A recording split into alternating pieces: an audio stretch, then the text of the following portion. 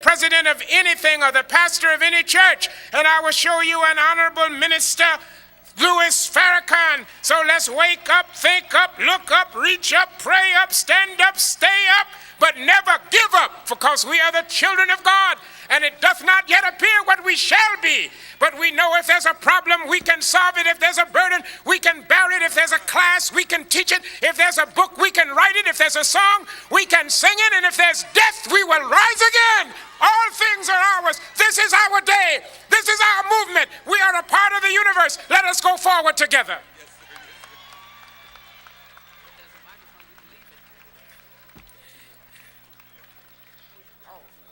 Okay, we have some more clergy.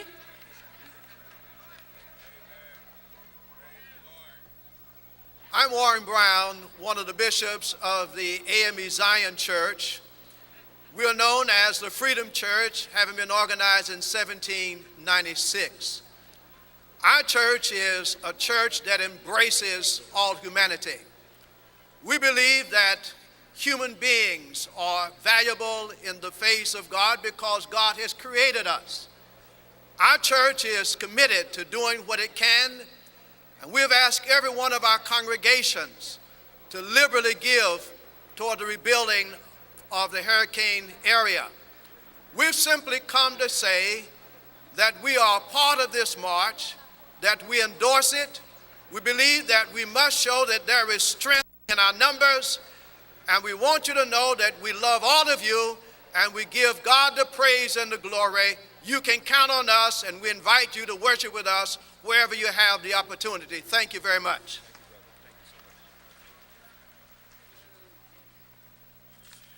I'm Bishop Henry Williamson, representing the CME Church, the Christian Methodist Episcopal Church.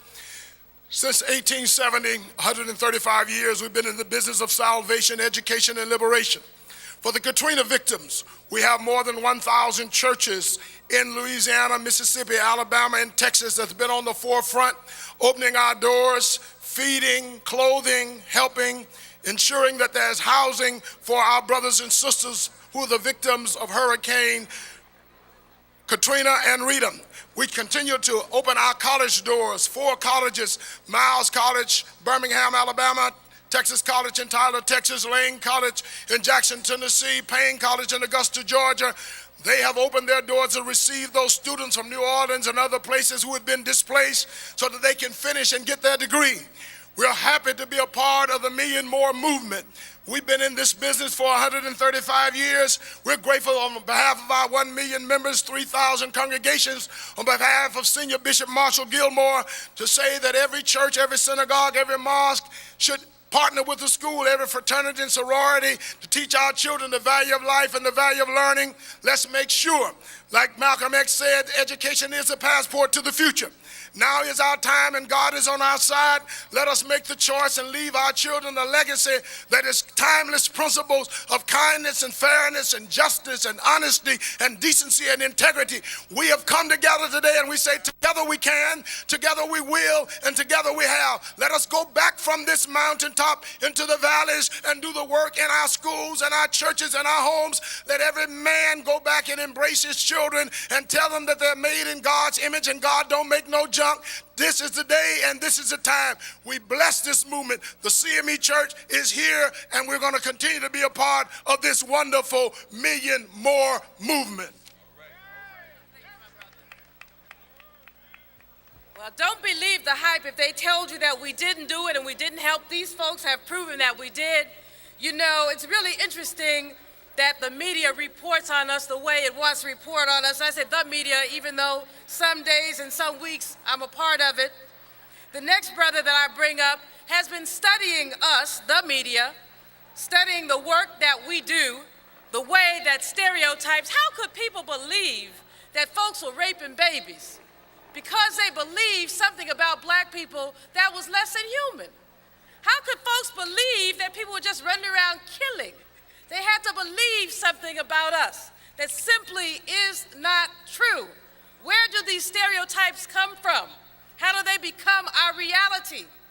You know, 1921 Tulsa, Oklahoma is something we should stamp on our brains, folks. We can't find the newspapers that reported the lie that started that carnage.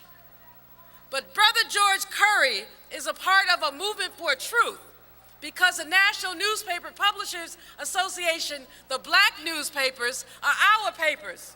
So when you can't get it in the New York Times, you can get it in the Amsterdam News. When you can't get it in the Washington Post, you can get it in the Afro. When you can't get it in the San Francisco Chronicle, you can get it in the Sun Reporter. George Curry, come tell us what you know about us.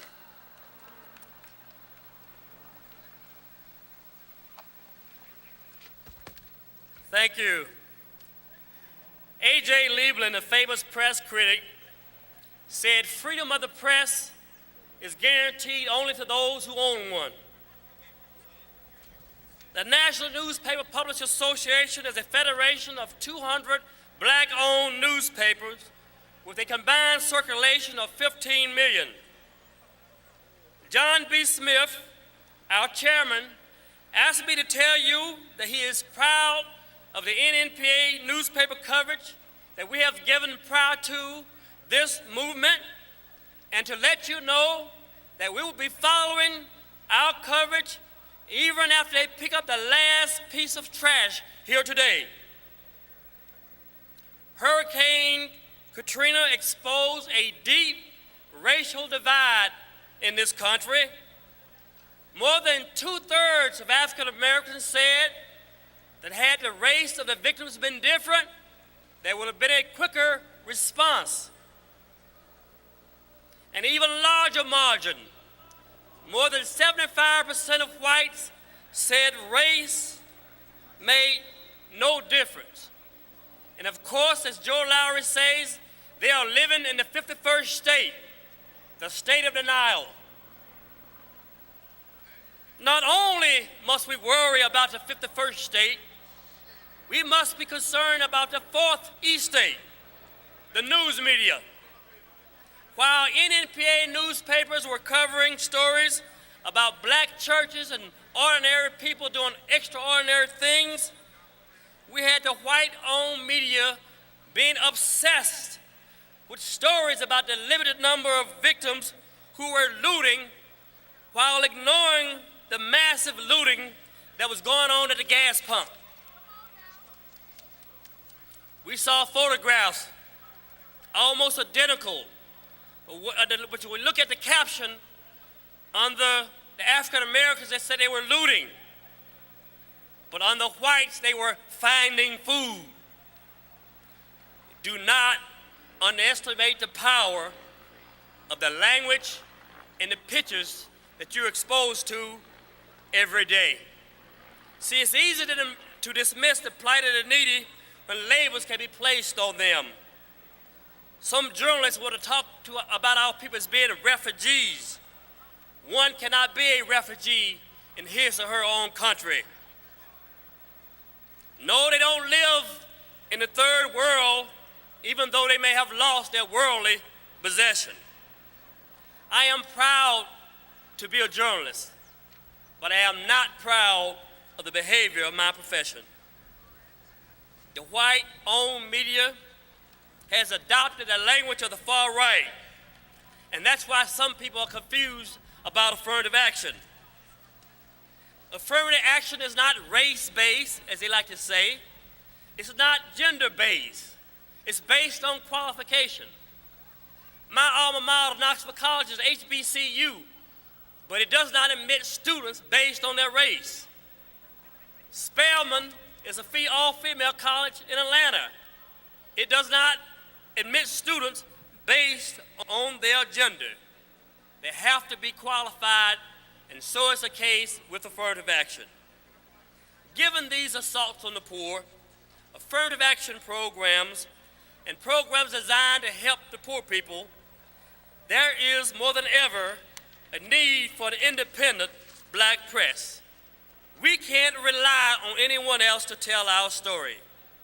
And our black media, like other institutions in our countries, are under attack. We lost Motown, we lost Johnson Hair Products in Chicago, BET sold out to Viacom, Time Inc. has purchased Essence and Black Voices, and it's going to get worse. Over the next 50 years, the U.S. population is going to grow by 50%. 90% of that growth will be among people of color, and only 7% among whites. That means, and let's be very clear about this, the only way for the media giants to grow is to buy up black-owned companies. So this is a time to make our black media stronger so that we can continue to tell our stories.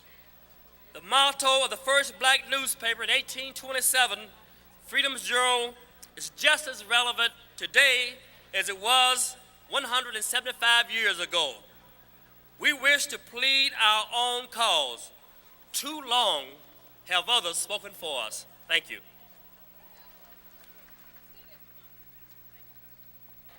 In this next section of our program, we want to talk about this issue of a covenant oath. And we have someone who's going to lead us at some point here through a covenant oath. But to begin that, I'd like to ask our brother, the intellectual giant, the leader, the speaker, the brother, the Reverend Dr. Cornel West, to come forward and to share with us the meaning of covenant. Cornel, my brother. Indeed, I want to thank my dear sister Juliana, and I want to thank my dear brother Minister Louis Farrakhan for having the vision and determination to bring us together. 3 decades ago, the monumental Isley brothers raised a fundamental question. And the question was, when will there be a harvest for the world? When will there be a harvest for those Sly Stone called everyday people, or those the late, great James Cleveland called ordinary people, and especially when will there be a harvest for the precious children, every child, no matter what color, being precious? And we are here to say in the front of the powers that be, the U.S. Capitol, we know that much of your activities characterized by legalized bribery and normalized corruption. And in the White House, we know much of your activity is characterized by certified mediocrity and bona fide mendacity. We will not be deceived. We are going to ensure that the truth be told, that we respect the people enough and love the people enough to say, 40 years ago, let freedom ring, but for too long we've had the bling bling. And when you go from let freedom ring to the bling bling, you end up with too much sleepwalking. You end up with too many people who are intimidated and scared and don't have the courage to tell the truth and expose lies and to bear witness. But we are here to say we are standing tall. And any time anybody straightens their backs up, they're going somewhere, because folk can't ride your back unless it's bent, and we don't have bent backs anymore, not just after Katrina, but the small Katrinas before the hurricane.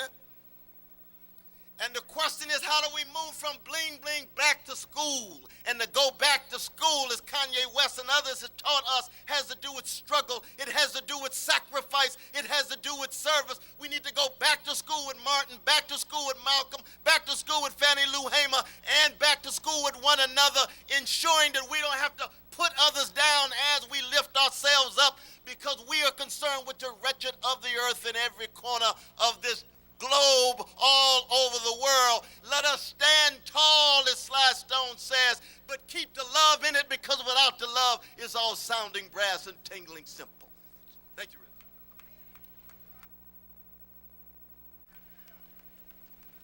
Our next speakers on this issue of covenant and our responsibility, Congresswoman Cheeks Kirkpatrick. Now, you know, this sister has got to be bad, because she is not only the Congresswoman, she is the mayor's mama. That is, she is the mother of Mayor Kwame Kilpatrick of Detroit. He is in an election, but he has done great work as a spirit of our people in terms of the way that he talks about issues of gentrification and redevelopment. Congresswoman and Kwame, would you please come forward?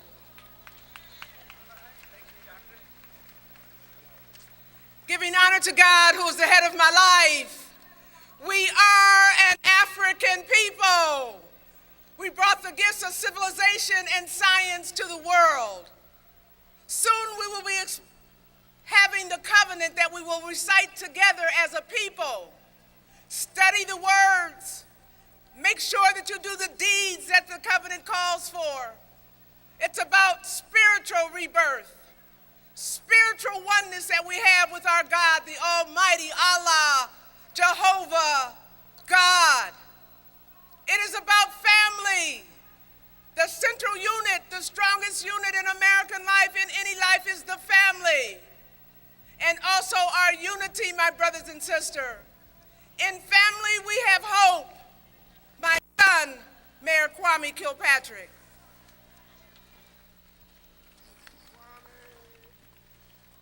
Hello, my brothers and sisters. I hail from the great city of Detroit, and I came to affirm to the rest of our African American family and our brothers in other communities that Detroit is in the house.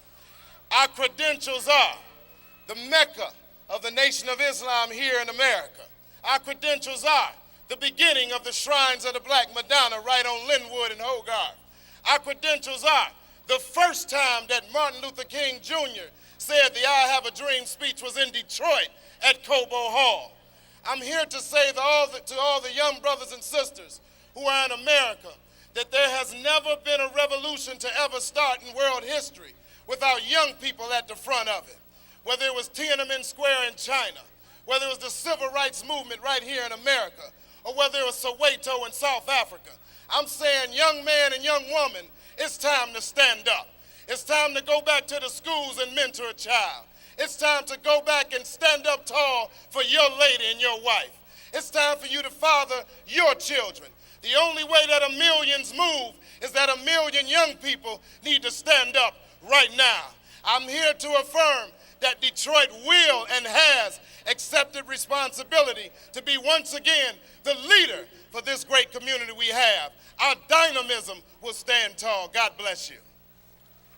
And so as we recite the covenant very shortly, spiritual oneness with our powerful God, families first, and unity that we may rebuild our community, and unity that we build a new kingdom here on earth for all of God's people.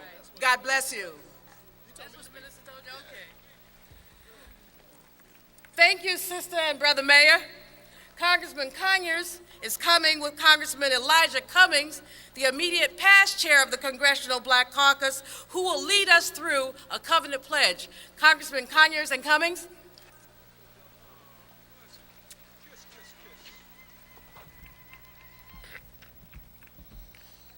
Good afternoon.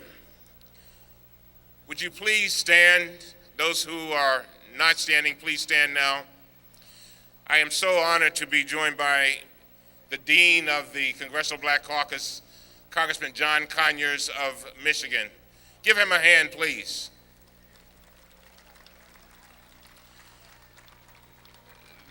This is our covenant, and I will read slowly, and then you will repeat after me. As a people, we will never forget the glorious past. As a people, we will never forget the glorious past. Or the suffering of our ancestors that brought us to this present moment. Or the suffering of our ancestors that brought us to this present moment. I, and say your name, in the spirit of love, I, John Conyers, in the spirit of love, peace, and unity, enter into this covenant with great joy and high expectation. peace and unity enter into this covenant with great joy and expectation. I commit myself to strive for the highest level of spiritual and moral values. I commit myself to strive to the highest level for spiritual and moral values. I will contribute financially to the support of a million more movement. I will contribute financially to the support of the Million More movement, To help build institutions, to help build institutions, create jobs, create jobs, and offer relief and offering to all of my brothers and sisters who are in dire straits. to all of my brothers and sisters who are in dire straits. I commit myself to daily put into practice I commit myself to daily put into practice every divine principle shared with me on this day. every divine principle shared with me on this day. I vow to walk upright in my home, I vow to walk upright in my home, in my community, in my community, to be just in all my dealings with my brothers and sisters. to be just in all my dealings with my brothers and my sisters. I will seek to gain great knowledge of what I am as a human being and a great race. I will seek knowledge of all I am to a great race.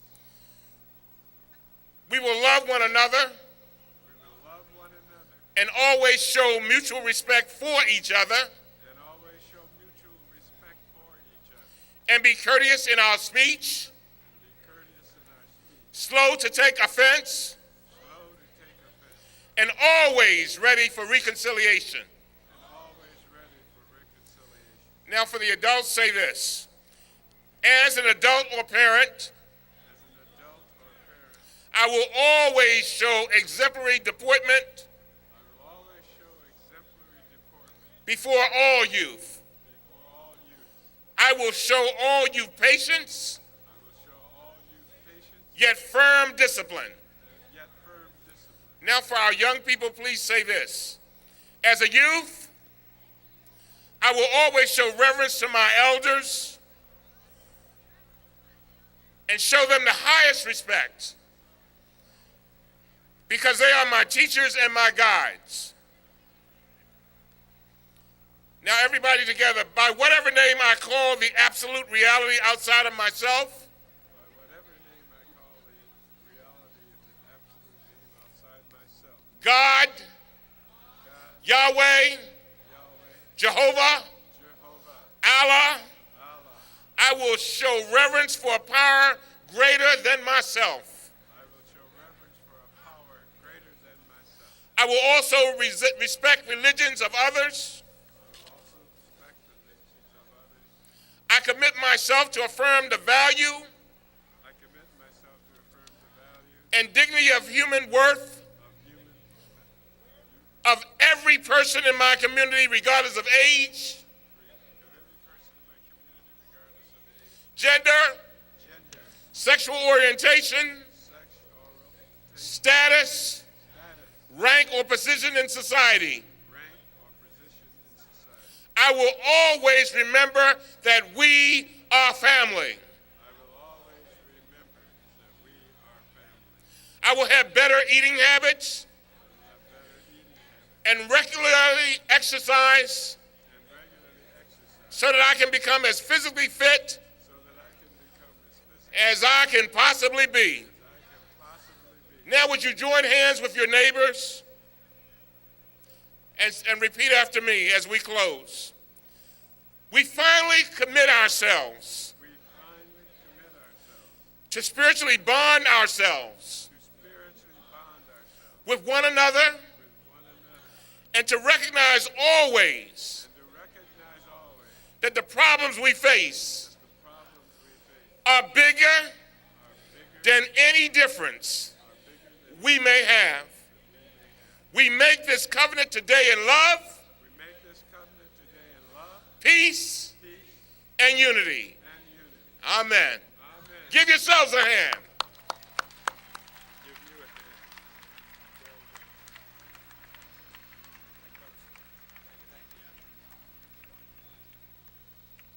That is our covenant. We're thankful to the Honorable Elijah Cummings, and we do again acknowledge the Dean of the Black Caucus, Brother John Conyers. Give them both a round of applause, as well as Congresswoman Kilpatrick and Mayor Kilpatrick. This is also a coming together of another very important and historic event, the Million Woman March. And we know how historic that event was unto itself when our black women decided to come together after the Million Man March. It was an historic and spiritual event all its own. One of the organizers and the organizer of that great day is here with us to share and to make a statement of unity as we bring all of us together Please welcome Sister Philae Chianesu. Please welcome her warmly.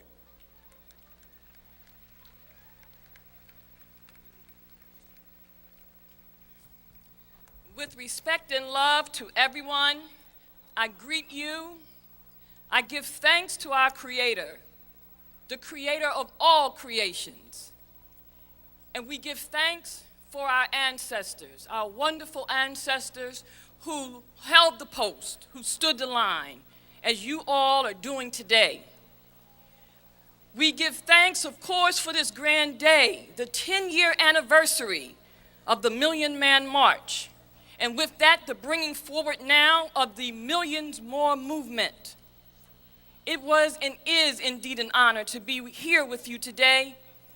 It is indeed an honor to have been asked by Minister Louis Farrakhan to be one of the national co-conveners for this historic and major and much needed event.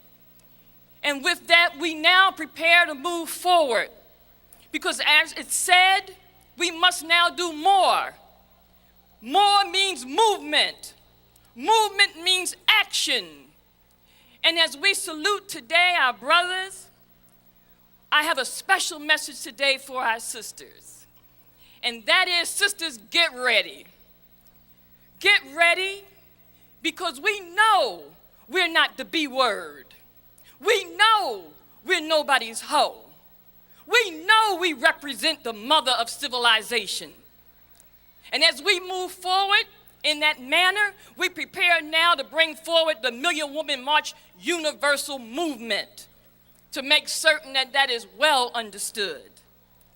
So you get ready for us, for as our brothers grace this wonderful area in 1995, it inspired so many things, including the Million Woman March. And now this Millions More Movement Day will help us to launch the Million Woman March Universal Movement. I thank you, God bless, and I will see you at our next gathering.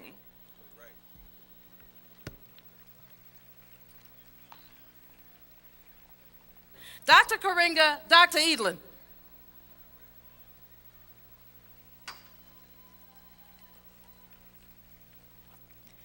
Greetings, our brothers and sisters, and what a glorious day. I begin, as we always begin, by giving praise to the Creator, God, the good, the omnipotent, and to our venerable ancestors on whose shoulders we stand. Beloved, we will need the combined wisdom of all of us here today and of our ancestors in order to address the very serious priority issues of our time. We ask them to be with us throughout these deliberations today and to remain with us in the months and years ahead. These issues, unity, spiritual and ethical grounding, family, education, health, economic development, housing, political power, reparations, the justice system and prison industrial complex, artistic and cultural development, and peace are the pivot on which the transformation from march to movement turns. We all want to leave this demonstration with an agreed upon agenda that we can take home and work in our communities to perfect and implement for the uplift of our people. Some dimensions of our agenda speak to our just and legitimate demands of government and corporations. Some dimensions of our agenda speak to what we ourselves must do. We understand that we cannot achieve our goals as individuals or as separate organizations, but in our millions, in our magnificent millions, acting in operational unity, we can put our agreed upon agenda in place. With focus and purpose, we can and will prevail. Our goal is to reconstruct our movement, to reestablish a critical mass of change agents who will act together to implement our goals. The Black press, radio, and television will be asked to partner with us, and you are asked to take home the message and implement it on the ground. Now, an immediate priority has been placed at the top of our political agenda, the Katrina Victims' Bill of Rights. The covers are off the naked racism, poverty, and environmental degradation that Katrina revealed, not only in the Gulf Coast, but all across this nation. We are not going to let them just pull the covers back up. They are going to have to clean this up. The Bill of Rights is a necessity. Let anyone capital to represent you if they do not support the Katrina Victims' Bill of Rights, the Recovery, Reclamation, Restoration, Reconstruction, and Reunion Act of 2005 that will be put in play by the Congressional. Everyone in the U.S. House of Representatives and 1/3 of the U.S. Senate must be elected every 2 years. The deadline on this is November 2006. In our home districts, we must organize, mobilize, educate, mobilize, and vote. Finally, let me answer the question why we must have a clear and unified group agenda. It is because African-descended people have been relegated to the bottom of the ladder everywhere around the world. We must understand our Pan-African identity and the causes of our common condition and work together to undo 500 years of oppression. We can only obliterate the manufactured stigma of caste inferiority and economic exploitation by affirming our oneness and aggressively continuing our cultural offensive. This is not an individual matter. We cannot change this condition one by one. Yes, a few succeed. There must be a few in order for the lie to stand. But the vast masses of our people will not succeed unless and until we decide upon an agenda for our group's advancement and see it through. I close with the words of W.E.B. Du Bois, who taught us in Conservation of Races. The history of the world is the history not of individuals, but of groups, not of nations, but of races. And he who ignores or seeks to override the race idea in human history ignores and overrides the central thought of all history. Let us decide to rebuild our movement on the foundation of our issues agenda here and now.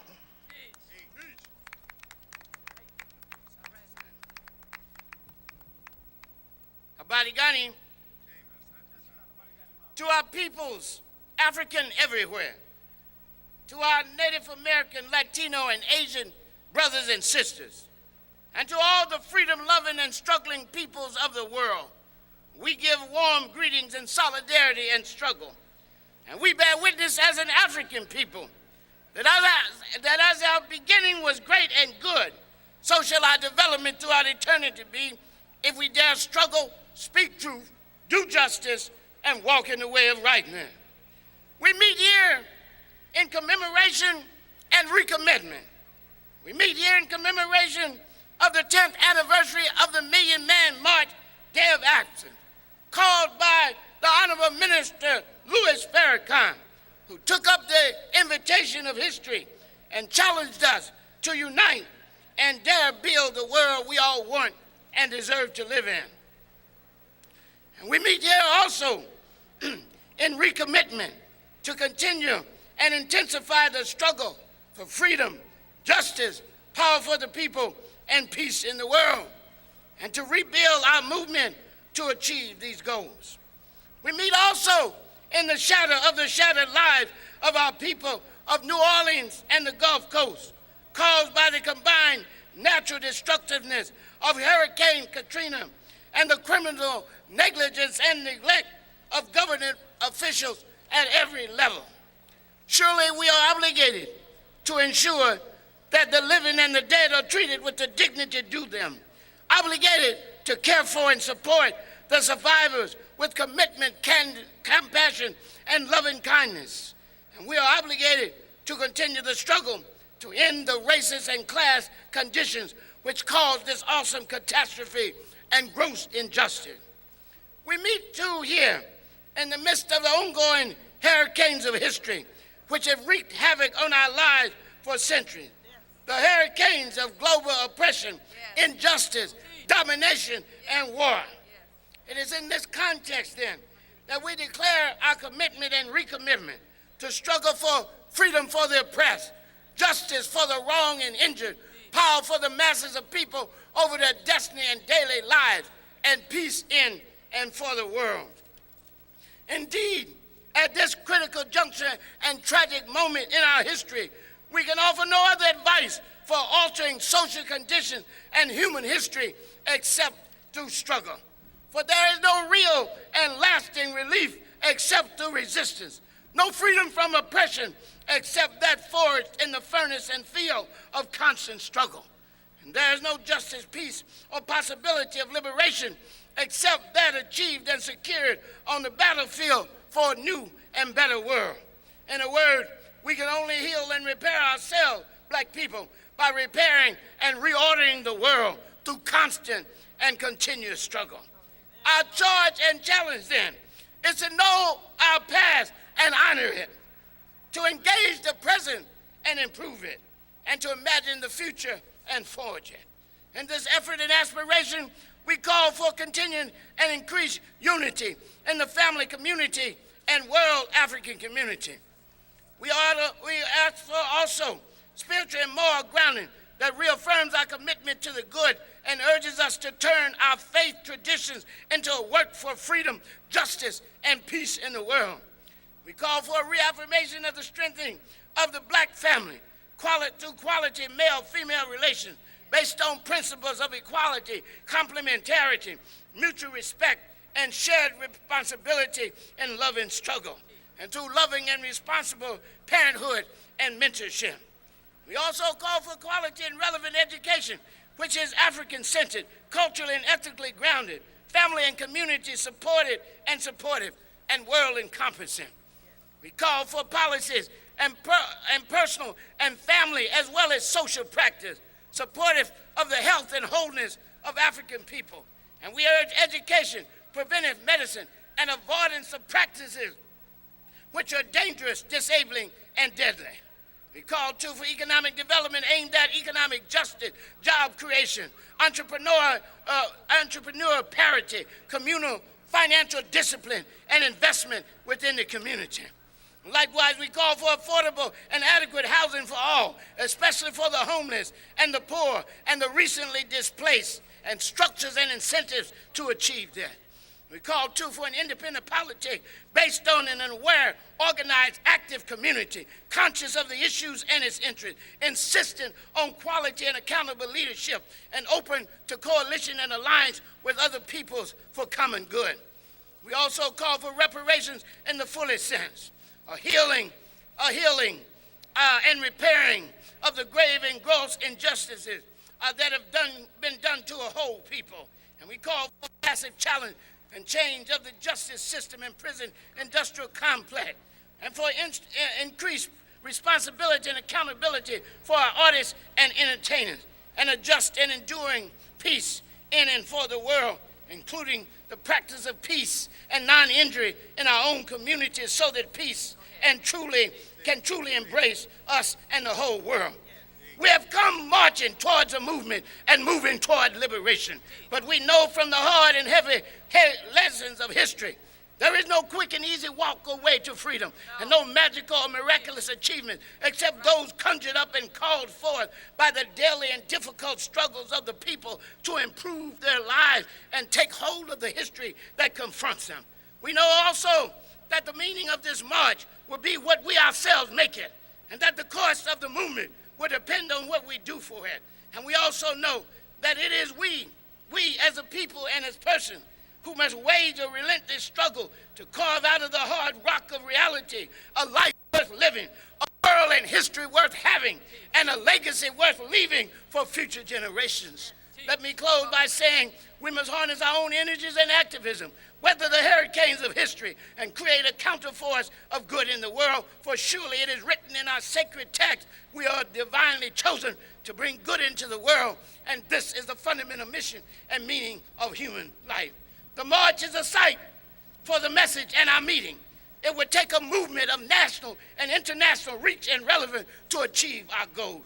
So let's get busy and rebuild our movement, black people, and with other oppressed and progressive people, dare imagine and bring into being a new history of humankind. The time is now. There is no other. Struggle is the way.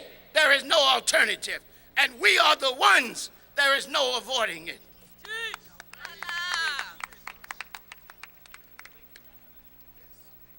Let's hear it again for Dr. Maulana Karenga, founder of Kwanzaa, and Dr. Ramona Edlin. Here now to discuss issues of family development, Dr. Leonard Dunstan, president of the National Association of Black Social Workers. And also, immediately following him, Sister Nisa Muhammad of the Wedded Bliss Foundation. Please welcome them warmly.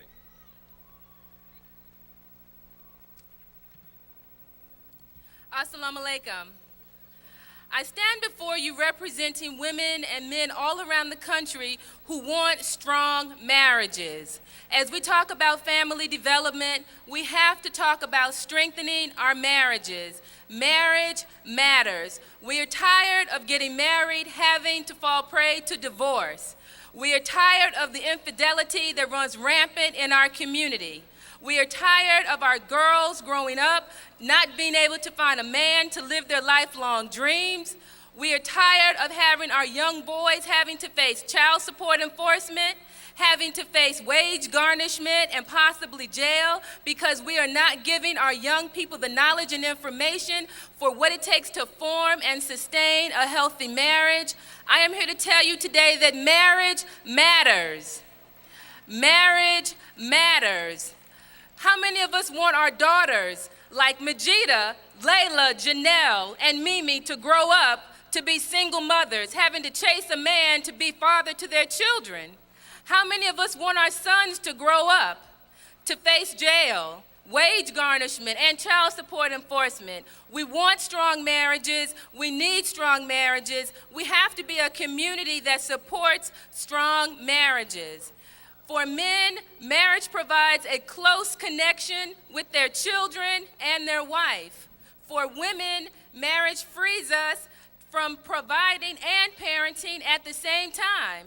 For children, marriage provides the economical, social, and educational currency for children to have a good life. Marriage is the best environment in which to raise children. So I leave you with the words from Alicia Keys' song, An Unbreakable Love. We have to have a community that creates unbreakable love so that our children grow up to have strong marriages. We have strong marriages because strong marriages create strong families create strong communities, and we can live our dreams. Thank you. Hotep, I'm Brother Dunstan, President Emeritus of the National Association of Black Social Workers. I want to undergird what Sister Nisa just said. On yesterday, we convened the heads of 30 national black organizations in an effort to provide wraparound services on a long-term basis for our immediate families, but more specifically on a short-term basis as well as a long-term basis, the displaced families of Katrina and Rita. We had in attendance some 30 heads of national organizations. I'm going to ask them to just stand there to my right over there. We did not have time to introduce them, but those brothers and sisters worked tirelessly yesterday to make Minister Farrakhan's campaign, which was to adopt a family as a result of Hurricanes Katrina, and Rita. So in summary, we want to also recognize that out of that particular summit came the final recommendation, which we think undergirds all that we are doing, and that is the development of our own independent black think tank under the auspices of the Institute for the 21st Century, and we're going to be doing that shortly. We want to thank those who were participating, and as you begin to think about how you're going to support this new black think tank, you should listen to Dr. Ron Daniels when he comes on. It's the Institute of Black World, 21st Century Black Think Tank. We need your support, black organizations, in order for us to have a voice here in Washington. Hotep.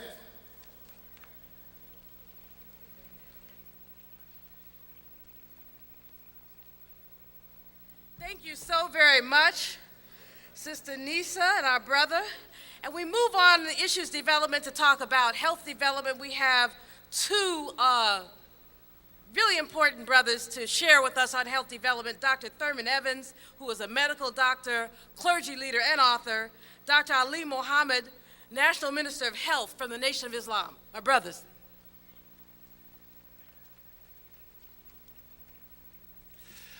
I honor God, who is the order of my life. Brothers and sisters, we have a right to health care. We have a responsibility to care for our health. Being black in America can get you killed, even by the people who are charged with protecting our life. Being black in America is hazardous to your health. We have a right to health care. We should fight for a universal health package. Our people should have the same health access that the President of the United States and the Congress of the United States of America have access to. If they have universal health care, we should have universal health care. We should fight for that right. Health care is a right.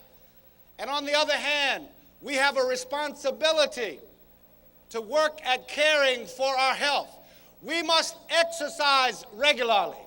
We must learn to eat to live and not live just to eat. We must take care of our bodies. We must take care of our spirit, our mind, and our body. If God can raise Lazarus from the dead, God can raise us up from the table, and we can be less obese, and we can be more nutritious. If God can raise the lame and help them to walk, He can inspire us to exercise. If God can make the blind see, He can help us see that we ought to have universal health care. We must fight for the right to have health care. We must be responsible for taking care of our own health. God bless you, and be healthy, wise, wealthy, and strong.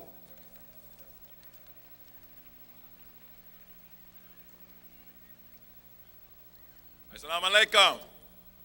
In the name of Allah, the Beneficent, the Merciful. Brothers and sisters, we exist at a time when a health emergency exists among the black, the brown, and the red people of America, and by extension, white people too.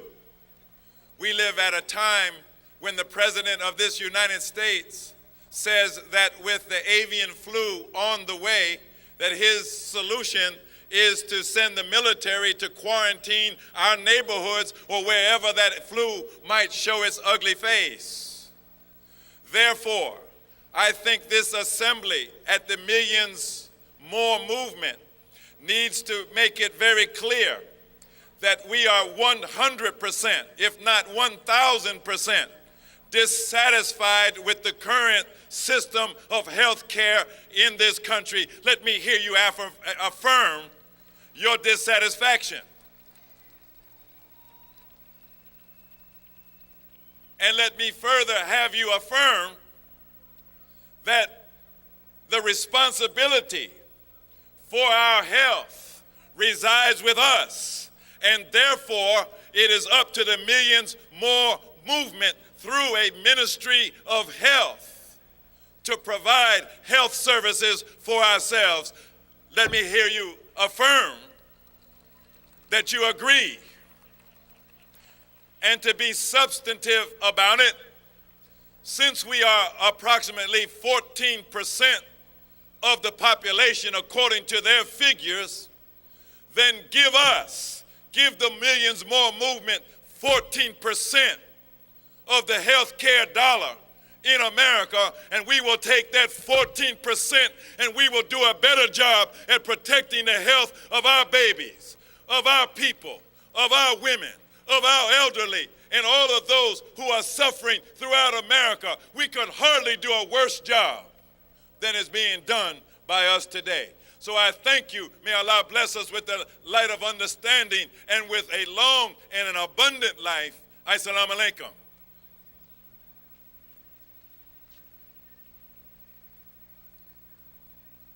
Let's thank again our representatives in the area of health development, Dr. Thurman Evans and Dr. Abdul Alim Muhammad. Please give them a round of applause. We continue with our next item on the agenda, and that is the all-important area of educational development. And we have two tough customers, both from Georgia State University, here to speak. Please welcome first Dr. Joyce King, Benjamin Elijah Mays Chair of Educational Leadership at Georgia State University, followed by the Fuller E. Calloway Professor of Education at Georgia State, Dr. Asa G. Hilliard III. Please welcome them warmly.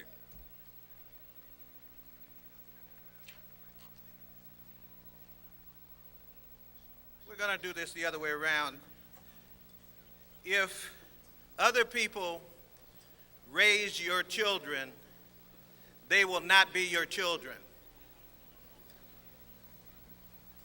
We have ancestors who have given to us thousands of years of excellence in education, interrupted by slavery, colonization, segregation, and white supremacy. It is our intent to take back our children and to take back the memories of our excellence and to produce that excellence again out of our own efforts. The Education Committee included Dr. Wade Nobles, San Francisco State University, Dr. Mwalimu Shuja, Fort Valley State University, Dr. Shafisha Matabuti, the Northwestern University, and also with the New Concept School in Chicago. And then our committee has asked that Dr. Joyce King, San Francisco State University Benjamin Elijah Mays Chair, present the findings of that committee on education and our recommendations to take back our children. I'm Dr. Joyce King, Georgia State University. Assalamu alaikum. A wise teacher tells us to lose one's traditional cultural values is not only to terrorize oneself, but to ridicule oneself in the eyes of the world. Nearly 1 billion people share African ancestry, experiences, philosophical outlook, collective memory, and a cultural heritage that includes thousands of years of creative responses to the places where we have lived. Our spirituality, human and family values, scientific, technical, artistic, dramatic, architectural, and medical knowledge, and many other cultural attributes are legendary to those who remember, even as many of us have forgotten. These thousands of years of relative harmony and balance, of African preeminence in the world, or ma'at, were interrupted. Currently, global domination of African people causes us to share worldwide in similar economic and political conditions of poverty, dependence, and containment, conditions of terror that prevent African families and communities from educating our children. Our task force presents our best thinking on how to achieve excellence in education and socialization by remembering our past to secure our future and guarantee our present. Our great struggle is to confront white racial domination in the sphere of education, one mechanism this global system uses to deny our humanity and our right to life, cultural sovereignty, and meaningful work. Our children must learn of our past in order to analyze and explain our period of decline from independence, our alienation from our traditions, and our coercion into the Mafa. They must also learn to lead our healing and transformation and conceptualize a victorious future. This means that our family must go beyond mere access to reclaim independence and to maintain productive and healthy communities in harmony with divine order.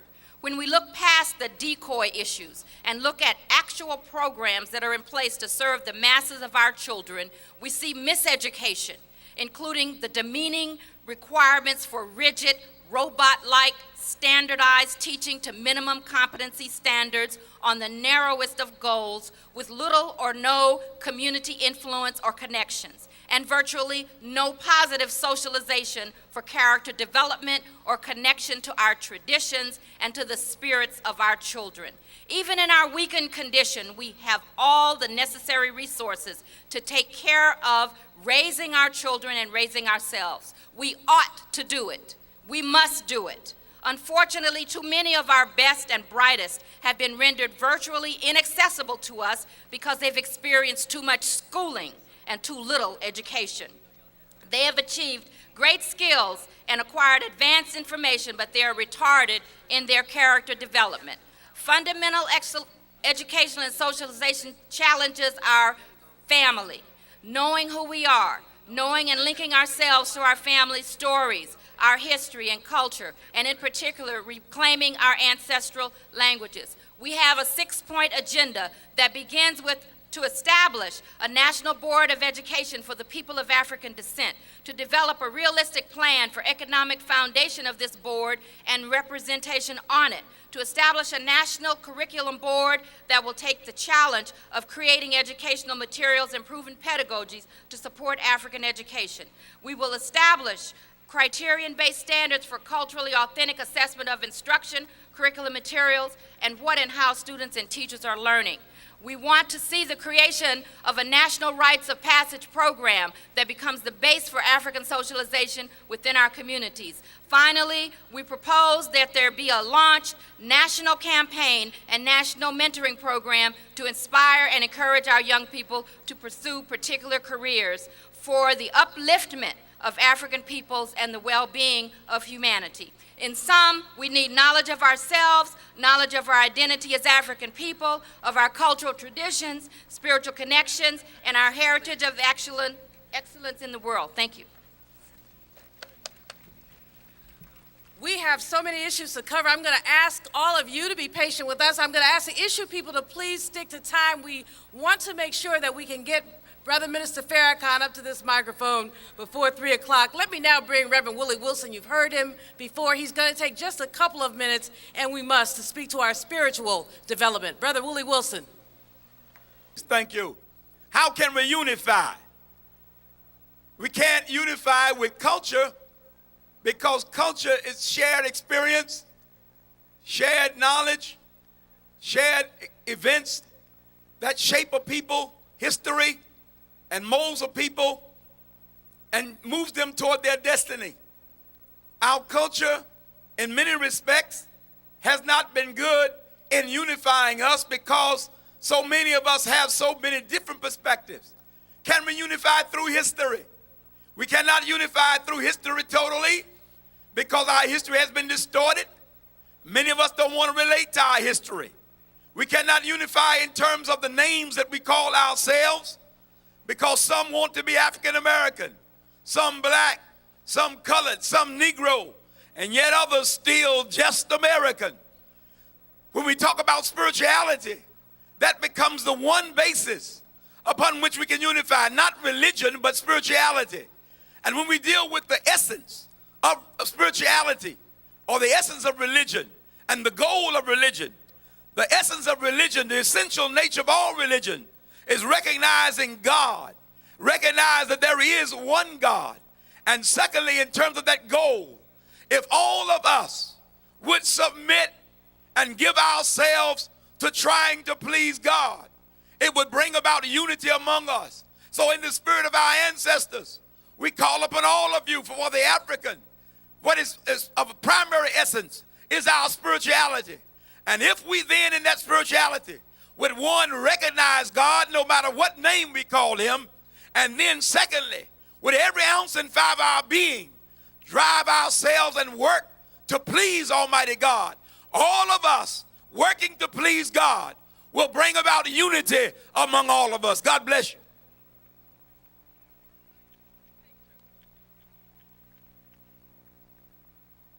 Thank you, Reverend Wilson.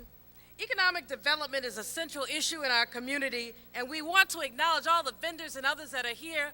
We want to ask you to patronize the vendors and also to be generous with the buckets. That's a part of the issue of economic development. But to address some of the more substantive issues of economic development, two phenomenal brothers, Brother Bob Law and Brother Charles Johnson. Bob Law is also with the New York LOC.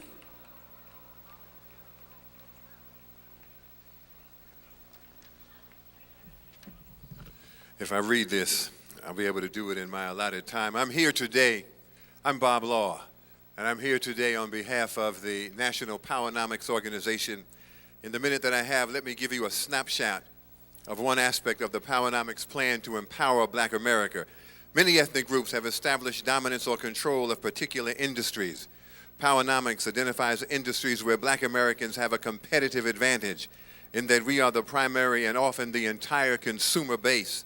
And like black music, Kenny Gamble, we are the unique producers of the product. Here's an example. Since we are the entire base for black hair care products, blacks are not dependent on anyone to sustain or support the black hair care industry. Therefore, we should at least manufacture, distribute, and sell black beauty products. We should own the black hair care companies, the beauty supply stores, the nail salons, the distribution companies. And while these businesses exist in the black community, few of them are owned by black people. There are a number of industries where blacks should have a dominant presence on the level of ownership: black books, black music, and even seafood. Powernomics also examines the economic implications of other groups owning all the businesses in the black community and black people not owning any businesses in those communities. With Powernomics, Dr. Claude Anderson navigates through the complex web of racial monopolies and offers a plan to make Black America self-sufficient and competitive within the next few years. And one of the places where Powernomics is currently developing through the help of council members like Joanne Watson is the Black Business District being developed in Detroit, Michigan.